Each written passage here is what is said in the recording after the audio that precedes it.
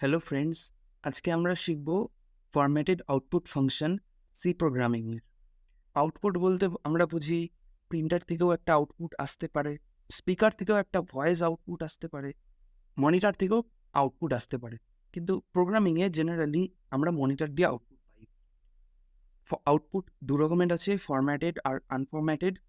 Formatted বলতে মানে আমরা যে আউটপুটটা পাবো সেটা একটা পার্টিকুলার ফরম্যাটে অ্যারেঞ্জ থাকবে। এবার দেখা যাক প্রিন্ট এফের কাজ, প্রিন্টএফ ফাংশনের কাজ। প্রিন্টএফ ফাংশনের সবার ফার্স্টে আমরা সিনট্যাক্সটা দেখে নিই। প্রিন্টএফ ফাংশনের সিনট্যাক্স হলো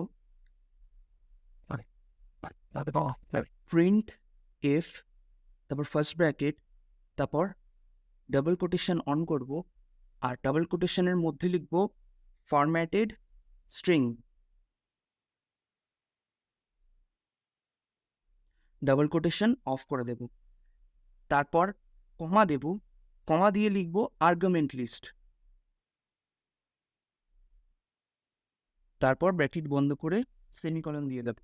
ফরম্যাটেড স্ট্রিং মানে ফরম্যাটেড স্ট্রিং হতে পারে percentage D, percentage C, percentage F, আরও নানা রকমের ফরম্যাটিং স্ট্রিং হয়। মানে আমি যে এখানে ভ্যারিয়েবলের নাম দেব, আর্গুমেন্ট লিস্ট মানে ভ্যারিয়েবলের নামের লিস্ট, ভ্যারিয়েবলের নাম দেব, সেটার ফরম্যাটটা এইখানে থাকবে। আমি যদি এখানে একটা ইন্টিজার ভ্যারিয়েবল নিই, মানে ধরো এই ভ্যারটা নিলাম, ভ্যারটা ইন্টিজার টাইপ, তার মানে আমি এখানে কি দেব, পার্সেন্টেজ ডিটা দেব। আবার ধরো এখানে ক্যারেক্টার টাইপ নিলাম, তাহলে এখানে পার্সেন্টেজ সি দেব, এরকম। আচ্ছা, এখানে ডি মানে হলো ডেসিমাল নাম্বার। তার মানে আমরা প্রিন্টএফ ফাংশনটা কখন ইউজ করি? যখন আমরা সি প্রোগ্রামিংয়ে কনসোলে কোনো একটা আউটপুট পেতে চাই, তখন আমরা প্রিন্টএফ ফাংশনটা ইউজ করি। সি প্রোগ্রামিংয়ে প্রিন্টএফ ফাংশনটা বিভিন্ন কাজের জন্য বিভিন্ন রকম করে লিখি। যেরকম প্রথমে একটা দেখাই, যে আমরা কিছু একটা লেখা প্রিন্ট করব, তখন আমরা প্রিন্টএফটা কীভাবে লিখব? তখন আমরা লিখব প্রিন্ট এফ। প্রিন্টএফটা সব ক্ষেত্রেই লিখব ফার্স্ট ব্র্যাকেট দেব, ডাবল কোটেশনের মধ্যে যা কিছু একটা টেক্সট লিখব, যেখানে আমরা কি প্রোগ্রাম করলাম সেটা রান করার পর আউটপুটটা পাই। এখানে কোনো একটা টেক্সট মেসেজ লিখলাম, তারপর ডবল কোটেশন অফ করে ব্র্যাকেট অফ করে দিয়ে সেমিকলন বসিয়ে দেব। এইখানে যা লেখা থাকবে সেটা আমরা কনসোলে প্রিন্ট অবস্থায় পাবো। সেকেন্ড টাইপ হলো printf, first bracket open, double quotation on. এখানে আমরা কোনো একটা ফরম্যাট স্পেসিফায়ার বসাবো, মানে format specifier percentage D or percentage see something. Double quotation of করব, এখানে ভ্যারিয়েবলের নেম বসাবো।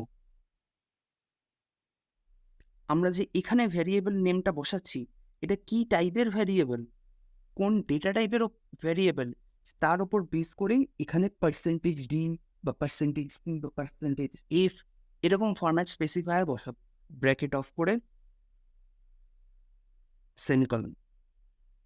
আবার আমরা এই কমার পর ভ্যারিয়েবলের লিস্টটা বসাতে পারি, var1, var2, ভ্যারিয়েবল, সবকটা ভ্যারিয়েবল, var3 একটা ভ্যারিয়েবল, পরপর যত ইচ্ছা ভ্যারিয়েবল আমরা বসাতে পারি, ভ্যারিয়েবল নেম। আর যতগুলো ভ্যারিয়েবলের নাম আমরা বসাবো, প্রত্যেক কটা টাইপ আমাদের এখানে ডিফাইন করতে হবে, যে আমরা কোন টাইপের ভ্যালু এখানে প্রিন্ট করব। এটা যদি ইন্টিজার টাইপ হয় তাহলে এখানে বসবে পার্সেন্টেজ ডি। আবার ধরো এটা var2টা ক্যারেক্টার টাইপ, তার মানে এখানে পার্সেন্টেজ সি হবে। এখানে যতগুলো ভ্যারিয়েবলের নাম বসানো হবে ততগুলোই এখানে প্লেস হোল্ডার থাকবে। আর মনে রাখতে লাগবে যে প্লেস হোল্ডারগুলোর মধ্যে কমা না দিলেও চলবে, একটা স্পেস দিলে ব্যাপারটা কি ক্লিয়ার আসবে। টাইপ নাম্বার 4, টাইপ নাম্বার 4-এ আমি বলতে পারি যে এখানে আমরা ক্যালকুলেশনও করতে পারি। প্রিন্টএফ বসালাম, ব্র্যাকেট ওপেন করলাম, ডাবল কোটেশন অন করলাম, ডাবল কোটেশন অফ করলাম। এর মাঝে আমাদের বুঝবে ফরম্যাটেড স্ট্রিং। আর তারপর ডাবল কোটেশন অফ করার পর কমা দিয়ে আমরা এখানে ধরো 2+3 লিখলাম। তাহলে আমাদের এখানে পার্সেন্টেজ ডি দিতে হবে, কারণ এটা ইন্টিজার টাইপ আমরা আউটপুট পেতে চাই। তাহলে আমাদের আউটপুটে কি আসবে? 5। আমরা এখানে কোন একটা ক্যালকুলেশন করলাম, তার অ্যান্সার আমরা এখানে পেতে পারি। অবশ্যই অ্যান্সার পাওয়ার জন্য আমাদের এখানে পার্টিকুলার সেই টাইপের ফরম্যাট স্পেসিফায়ার লাগবে। ধরো আমরা এখানে 2.5 প্লাস 5 লিখলাম, তখন আমাকে কিন্তু পার্সেন্টেজ ডি দিতে চলবে না, তখন আমি নিতে হবে পার্সেন্টেজ এফ ফরম্যাট স্পেসিফায়ার, কারণ এটা ফ্লোটিং পয়েন্ট নাম্বারের আন্ডারে চলে যাচ্ছে। তখন আমরা ভিএস কোডে চলে এসেছি। এবার আমরা এখানে প্রিন্টএফ ফাংশনটা লিখব। ফার্স্ট লিখলাম printf first bracket double quotation on. এবার এই ডাবল কোটেশনের মধ্যে আমরা যাই টেক্সট লিখি না কেন সেটা আমাদের কনসোলে প্রিন্ট করবে, মানে এখানে টার্মিনালে শো করবে। আমরা এখানে লিখলাম হ্যালো কোডিং ফাইল, লাস্টে সেমিকলন অবশ্যই প্রিন্ট করলে হ্যালো কোডিং ফাইলটা আমাদের এখানে দেখিয়ে দেবে। এবার আমরা দেখব প্রিন্টএফে ভ্যারিয়েবল কি করে প্রিন্ট করে। তার জন্য আমি এখানে একটা ভ্যারিয়েবল তৈরি করে নিয়েছি। ভ্যারিয়েবল তৈরি করতে যদি তোমরা না জেনে থাকো তাহলে ভ্যারিয়েবলের ভিডিওটা দেখে নিও, কমপ্লিট ভিডিও আমি বানিয়ে রেখেছি, ভিডিও লিঙ্ক আমি ডিসক্রিপশনে দিয়ে দেবো। আমরা এখানে একটা ভ্যারিয়েবল তৈরি করলাম যেটা ইন্টিজার টাইপ। এবার আমরা প্রিন্টএফে এই ডাবল কোটেশনের মধ্যে লিখব ভ্যারিয়েবলের টাইপ। আমি ভ্যারিয়েবলের টাইপটা পরে লিখছি, আগে ভ্যারিয়েবলের নামটা লিখে দিচ্ছি। ডাবল কোটেশনের পরে আমি কমা দেব, কমা দিয়ে ভ্যারিয়েবলের নামটা লিখব, মানে এখানে ভ্যার। আর এই ভ্যারিয়েবলের নামটা যেটা আমি লিখলাম সেটার ফরম্যাটটা আমি স্পেসিফাই করব ডাবল কোটেশনের মধ্যে, মানে যেটা আমি আউটপুট পেতে চাই, পার্সেন্টেজ ডি। কম্পাইলার ফার্স্ট কী করবে, প্রিন্টএফের মধ্যে যাবে, তারপর বুঝতে পারবে আমাকে কিছু একটা প্রিন্ট করতে দেবে। ফার্স্ট এখানে দেখবে পার্সেন্টেজ ডি, তারপর সে আর্গুমেন্ট লিস্টের সেকশানে যাবে, মানে এই যে জায়গাটা আমি ভ্যারিয়েবল লিখেছি এখানে গিয়ে দেখবে যে কী ভ্যারিয়েবল আছে। এখানে গিয়ে দেখলো যে ঠিক তো ইন্টিজার টাইপেরই ভ্যারিয়েবল আছে, তখন এই পার্সেন্টেজ ডিটা রিপ্লেস হয়ে যাবে ভ্যারিয়েবলের ভ্যালুর সাথে। আমরা যদি এবার প্রিন্ট করি তাহলে দেখতে পাবো এই 14 লেখাটা, যেটা আমি ভ্যারিয়েবলের মধ্যে ভ্যালুটা অ্যাসাইন করেছিলাম। তারপরের এক্সাম্পলটা দেওয়ার জন্য আমি এখানে 4টে ভ্যারিয়েবল ডিফাইন করেছি, 4টে ভ্যারিয়েবলের মধ্যেই আমি ভ্যালু অ্যাসাইন করেছি। সিম্পল ভ্যালু, ভ্যার 1-এ আমি 1, ভ্যার 2-তে আমি 2, ভ্যার 3-তে 3 আর 4-এ 4। এবার আমরা দেখব যে এই 4টে ভ্যারিয়েবল কী করে প্রিন্ট করা যায়। তার জন্য এই আর্গুমেন্ট লিস্টে আমরা 4টে ভ্যারিয়েবলের নাম ফার্স্ট লিখে দেব। তারপর এখানে যতগুলো ভ্যারিয়েবল আমরা লিখেছি প্রত্যেকটার ফরম্যাট স্পেসিফায়ার আমাদের এই ডাবল কোটেশনের মধ্যে বসাতে হবে, মানে প্রত্যেকটা জায়গায় আমি পার্সেন্টেজ ডি বসাতে লাগবে, কারণ প্রত্যেকটাই ইন্টিজার। মাথায় রাখতে লাগবে এখানে প্রত্যেক কটা ভ্যারিয়েবলের নেম কমা দিয়ে দিয়ে লিখতে হবে, আলাদা আলাদা করে বোঝানোর জন্য, একসাথে লিখলে হবে না। এখানে আমরা কমা দিতেও পারি, নাও দিতে পারি। পার্সেন্টেজ ডি, এই পার্সেন্টেজ ডিটা var 1-এর জন্য, আমি স্পেস দিলাম আলাদা করে বোঝানোর জন্য। তারপর পার্সেন্টেজ ডি, এই পার্সেন্টেজ ডিটা var 2-এর জন্য, কমা দিয়ে প্রত্যেকটা ভ্যারিয়েবলের জন্য প্রত্যেকটা ফরম্যাট স্পেসিফায়ার আমরা বসিয়ে দিয়েছি। এবার আমরা এটাকে রান করব।